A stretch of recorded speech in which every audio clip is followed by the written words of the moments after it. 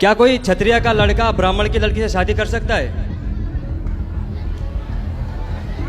Hello friends, welcome back to another video. दोस्तों, आज के क्वेश्चन का आपको पता चल ही गया होगा, जैसे कि आपने वीडियो के शुरू में देखा। मजेदार बात यह है कि अनिरुद्ध आचार्य जी ने इसका जो जवाब दिया है वो आप सुनेंगे तो हैरान ही रह जाएंगे। बल्कि ना सिर्फ ये, आज की वीडियो के अंदर हम जाकिर नाइक को भी सुनेंगे कि वो क्या कहते हैं इस कास्ट सिस्टम के बारे में। हिंदुइज्म के अंदर जो ये छुआछूत है, जात पात है, ऊंच नीच है, ये क्यों है, और इस्लाम के अंदर भी क्या ऐसा है या फिर नहीं है। सो हकीकत को जानने के लिए आपने पूरी वीडियो एंड तक देखनी है ताकि आपको पूरी इंफॉर्मेशन मिल सके। तो बिना टाइम वेस्ट किए आज की वीडियो को शुरू करते हैं। क्या कोई क्षत्रिय का लड़का ब्राह्मण की लड़की से शादी कर सकता है? करने को तो आजकल कोई भी किसी से कर रहा है, लेकिन धर्म इजाजत नहीं देता। और नहीं देते हो तो बोलते हैं कि पितरों को दर्पण नहीं कर सकते। अभी आपने बोला कि चतुर्वर्ण से ऊपर की ब्राह्मण, क्षत्रिय और शूद्र और वैश्य जो भी है गुण और कर्मों के विभाग से होते हैं, तो फिर गुरुजी ऐसे कैसे नहीं बोल सकते कि नहीं हो सकता है? तो क्या क्षत्रिय का लड़का, मतलब जो इधर भी रहते हैं हमारे उधर पर ब्राह्मण, वो तो कुछ भी करते हैं, हमारे उधर को ब्राह्मण भी तो मांस भी खाते हैं। लोग तो गलत कर ही रहे हैं ना बेटा। हाँ गुरुजी। तो हम भी गलत करें क्या कि वो कर रहे हैं तो हम भी करें? नहीं, वो नहीं था गुरुजी। इसलिए हमारी जो परंपराएं हैं, ब्राह्मण का विवाह ब्राह्मण में हो, क्षत्रिय का क्षत्रिय में, वैश्य का वैश्य में, शूद्र का शूद्र में, तब जाके व्यवस्था बनेगी। यदि मनमाना किसी का किसी से कर दोगे तो वर्ण संकरता फैलेगी और वही वर्ण संकरता समाज को हानि पहुंचाएगी। कि मुस्लिम मजहब में कहते हैं कि हिंदू मुस्लिम सब एक है, लेकिन हमारे पंडित ऐसा नहीं कहते। क्यों?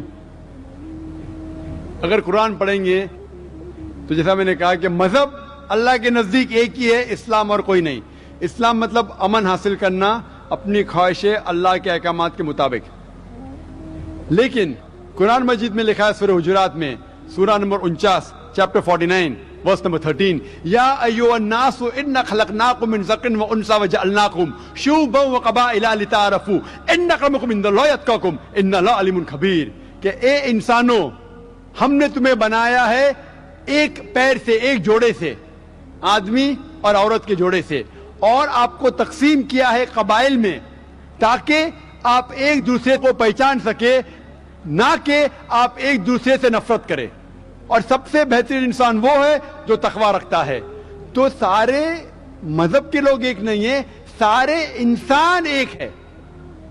एक इंसान दूसरे इंसान से ऊंचा दौलत की वजह से नहीं है, जिन्स के वजह से नहीं है, उम्र के वजह से नहीं है, पैसे के वजह से नहीं है, लेकिन है तकवा के वजह से।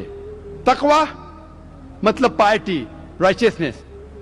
जिसको अल्लाह सुब्हाना व ताला का ज्यादा खौफ है, जो अल्लाह से ज्यादा करीब है, वो इंसान ऊंचा इंसान है।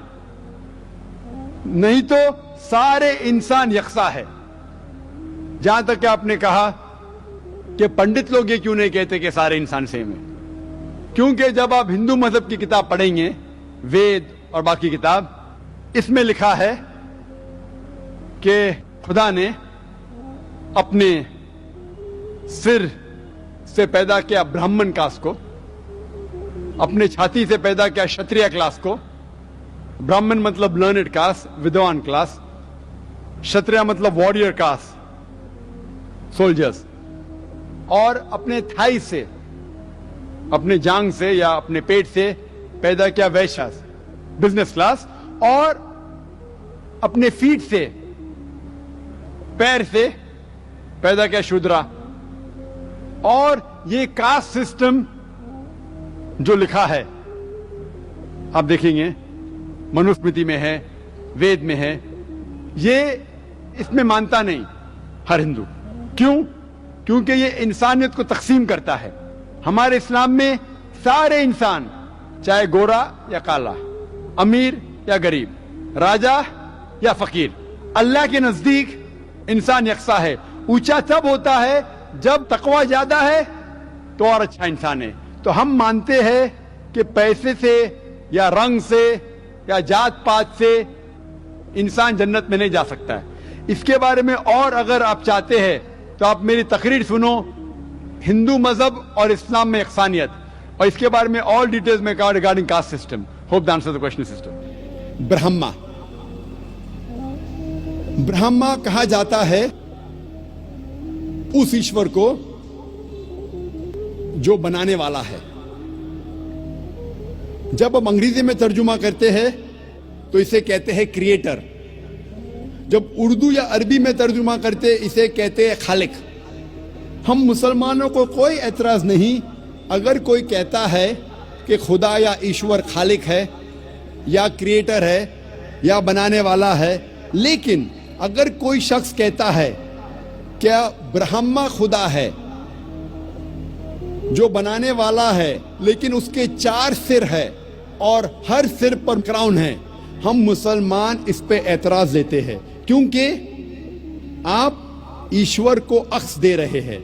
और साफ तौर पे लिखा है श्वेताश्वतरा उपनिषद में अध्याय नंबर 4 श्लोका नंबर 19 में, न तस्य प्रतिमा अस्ति, उस ईश्वर की कोई प्रतिमा नहीं, कोई अक्स नहीं, कोई फोटोग्राफ नहीं, कोई पेंटिंग नहीं, कोई पोर्ट्रेट नहीं, कोई मूर्ति नहीं, कोई बुत नहीं, कोई स्टैच्यू नहीं, कोई स्कल्पचर नहीं।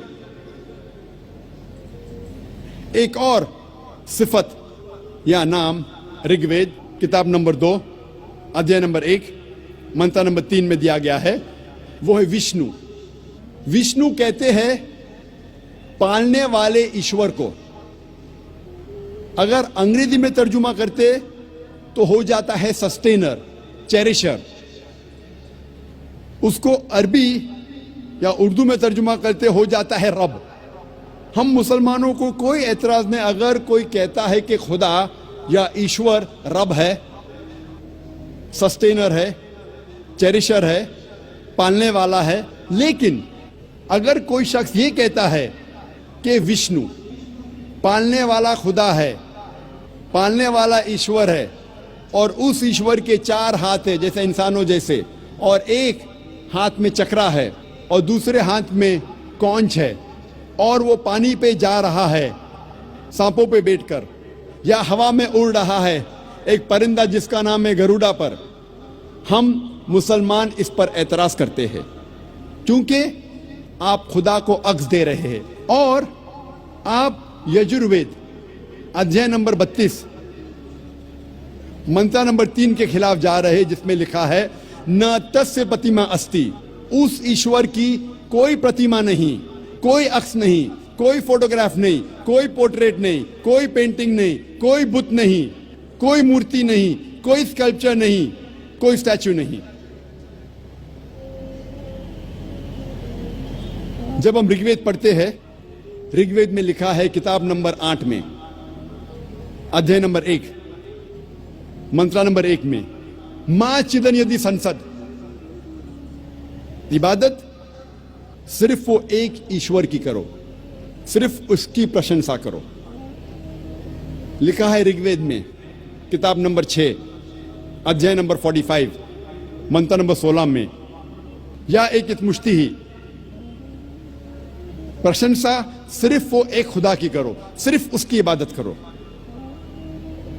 और हिंदू मजहब में जो ब्रह्मा सूत्रा है, जो हिंदू मजहब का कलमा है, वो है एकम ब्रह्म द्योत्या नास्ते, नेना नास्ते किंचन, भगवान एक ही है, दूसरा नहीं है, नहीं है, नहीं है, जरा भी नहीं है। There is only one God, not a second one, not at all, not at all, not in the least bit.